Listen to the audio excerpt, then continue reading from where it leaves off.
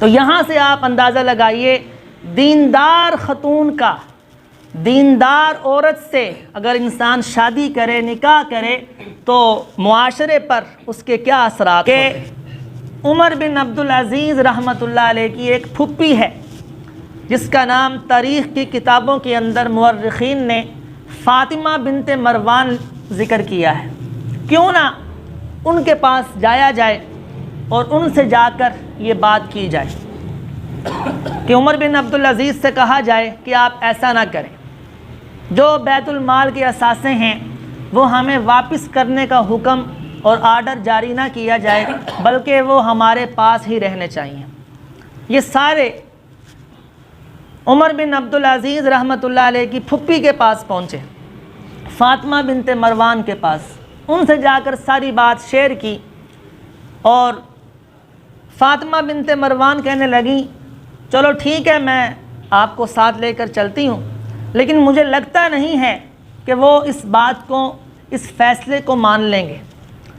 تو جب وہ سارے وزراء حضرت فاطمہ بنت مروان کو لے کر عمر بن عبدالعزیز رحمۃ اللہ علیہ کے پاس پہنچے تو ساری بات جا کر رکھی، اور عمر بن عبدالعزیز نے مضبوط دلائل دیے اور خاموشی کے ساتھ فاطمہ بنت مروان اور سارے وزراء واپس آ گئے۔ اب حضرت فاطمہ بنت مروان نے اپنے خاندان کے سارے افراد کو جمع کیا اور جمع کر کر ان سے کہا کہ عمر بن عبدالعزیز کے خون میں حضرت عمر کا خون دوڑتا ہے۔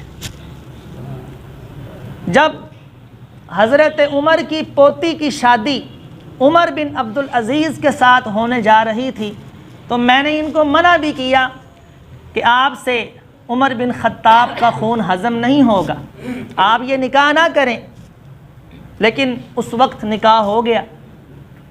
نکاح کی وجہ کیا بنی وہ واقعہ بھی آپ کی توجہ کی نظر کرنا چاہوں گا۔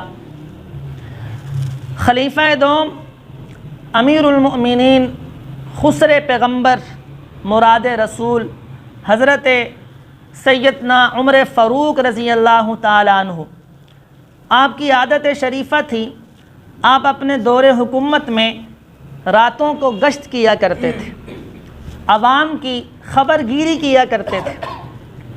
آپ نے لالٹین پکڑا ہوا ہے اور گلیوں کے اندر آپ گشت کر رہے ہیں۔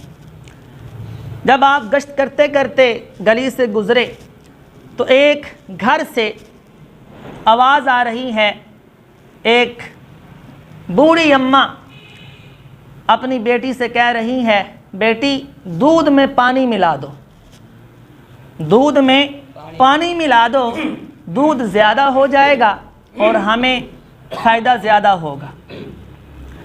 جب یہ بات اس اماں نے کہی اپنی بیٹی سے، وہ بچی تھی، چھوٹی عمر تھی، بلوغت کے قریب تھی، تو وہ بچی کہنے لگی اماں آپ کو پتہ نہیں جو امیر المؤمنین عمر بن خطاب ہیں انہوں نے تو پانی ڈالنے سے منع کیا ہے کہ پانی نہیں ملانا دودھ کے اندر۔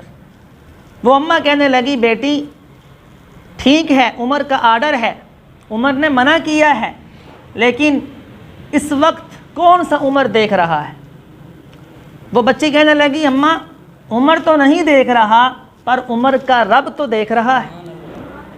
حضرت عمر گھر کے باہر کھڑے ہیں، آپ نے یہ ماں بیٹی کی گفتگو سماعت کی، آپ یہ گفتگو سن کر واپس اپنے گھر چلے گئے۔ جب صبح ہوئی حضرت عمر دوبارہ پھر اس گھر کے پاس آئے، آ کر دستک دی، دروازے پہ آئے، جی کون؟ جی میں امیر المؤمنین عمر بن خطاب، جی اندر آ جائے۔ اندر آ گئے اور کہا اماں وہ بچی کدھر ہے جو رات کو کہہ رہی تھی عمر تو نہیں دیکھ رہا پر عمر کا رب ضرور دیکھ رہا ہے؟ اس بچی کو بلایا اور کہا بیٹی وہ رات والا جملہ دوبارہ دہرانا جو تو رات کو اپنی والدہ سے کہہ رہی تھی۔ بیٹی نے دہرایا اور حضرت عمر نے فرمایا اے اماں جان میں اس بچی کا رشتہ اپنے بیٹے حضرت عاصم کے لیے مانگتا ہوں۔ اس کی خوف خدا کو دیکھتے ہوئے اس بچی کے اندر خوف خدا ہے، مجھے یہ صفت پسند آئی ہے، میں اس وجہ سے اس بچی کا رشتہ اپنے بیٹے حضرت عاصم کے لیے مانگتا ہوں۔ وہ رشتہ حضرت عاصم کے ساتھ ہو گیا۔ پھر اس میں سے اللہ نے جو اولاد دی، جو حضرت عمر کی پوتی پیدا ہوئی، اس کا نکاح عمر بن عبدالعزیز کے ساتھ کیا گیا۔ عمر بن عبدالعزیز کے ساتھ اس بچی کا نکاح ہوا۔ فاطمہ بنت مروان کہتی ہیں یہ وہ عمر بن عبدالعزیز ہیں جن کی رگوں میں حضرت عمر کا خون دوڑتا ہے۔ تو اس لیے اب جو حضرت عمر بن عبدالعزیز نے فیصلہ سنا دیا ہے، اب یہ فیصلہ مسترد نہیں ہو سکتا، لہٰذا ہمیں سارے اثاثے، ساری سہولتیں، سارا پروٹوکول دوبارہ بیت المال میں واپس جمع کروایا جائے گا۔ اب اس کے بغیر گزارا نہیں ہے۔ تو یہاں سے آپ اندازہ لگائیے، دیندار خاتون کا، دیندار عورت سے اگر انسان شادی کرے، نکاح کرے، تو معاشرے پر اس کے کیا اثرات ہوتے ہیں۔ تو حضور نے فرمایا عورت کے مال کی وجہ سے تم اس کے ساتھ شادی نہ کرو، اس کے حسب و نسب کی وجہ سے اس کے ساتھ شادی نہ کرو، اس کے حسن و جمال کی وجہ سے اس کے ساتھ شادی نہ کرو۔ منع نہیں ہے، بعض لوگ پسند کرتے ہیں، مال بھی پسند کرتے ہیں، حسب و نسب بھی پسند کرتے ہیں، عورت کا حسن و جمال بھی پسند کرتے ہیں، لیکن حضور نے فرمایا فَاذْكُرُوا بِذَاتِ الدِّينِ، عورت کی دینداری کو ترجیح دو۔ اگر عورت دیندار ہوگی تو اس سے جو اولاد پیدا ہوگی، یہ عورت اس کی تربیت کرے گی، وہ بھی نیکوکار بن جائے گی۔ تو ہمارے معاشرہ میں لوگ ڈگریوں کو دیکھتے ہیں، اس نے کتنی ڈگریاں حاصل کی ہیں، اس نے کتنے ڈپلومے حاصل کیے ہیں۔